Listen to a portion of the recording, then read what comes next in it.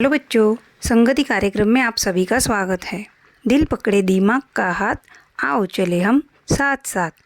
आज के इस वीडियो में हम एक नई कहानी पर गौर करेंगे। कहानी में हम ये समझेंगे कि हमारी ज़रूरतों को पूरा करने के लिए कितने सारे लोग कहाँ कहाँ क्या कुछ नहीं कर रहे हैं। और हाँ, पृथ्वी की संपत्ति के बिना हमारी ये ज़रूरतें पूरी ही नहीं हो सकती। इसके लिए हम एक कहानी सुनेंगे। इस कहानी में महज एक रोटी बनाने में कितने सारे लोगों का हाथ होता है, ये हमें पता चलेगा।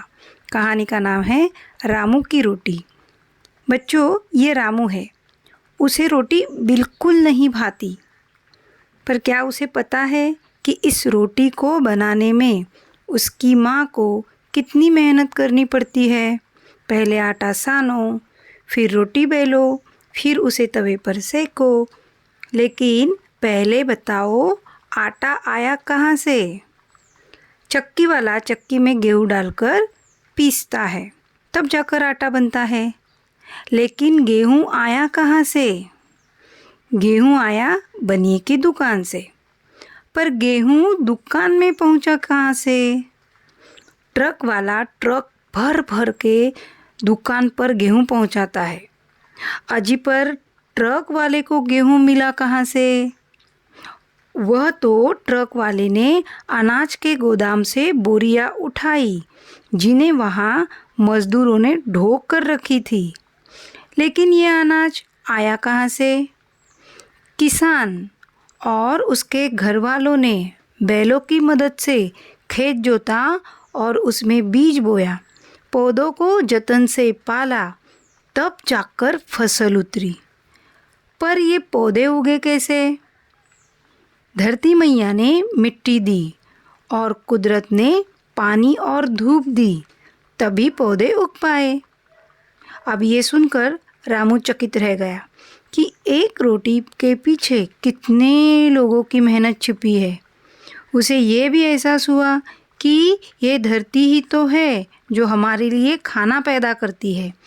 रामू ने मन ही मन में तय कर लिया कि आइंदा कभी वो खाने से मुंह नहीं मोड़ेगा। देखा बच्चों, एक रोटी हम तक आए इसलिए कितने लोग मेहनत करते हैं, कितने लोग हैं जो इसके पीछे अपना दिन रात लगाते हैं, तब जाके ये रोटी हम तक आती है। इसमें हमारी मम्मी भी है जो हमें एक रोटी मिले इसलिए इतनी मेहनत करती है।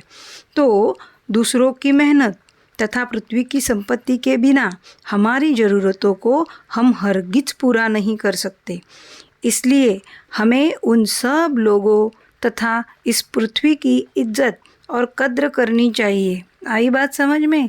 हम अक्सर देखते हैं कि कई सारी बड़ी बड़ी पार्टियों में या फिर शादियों में या फिर हमारे स्कूल में जब हम खिचड़ी खाते हैं रिसेस में, तब हम कितना सारा अनाज वेस्ट कर देते हैं। कोई बच्चा डोर के पीछे खिचड़ी फेंक देता है, कोई पानी में बहा देता है, कोई डस्टबिन में डाल देता है, कोई वो हाथ धोने का अपना पानी पीने का जगह है नल का, वहाँ फेंक देता है।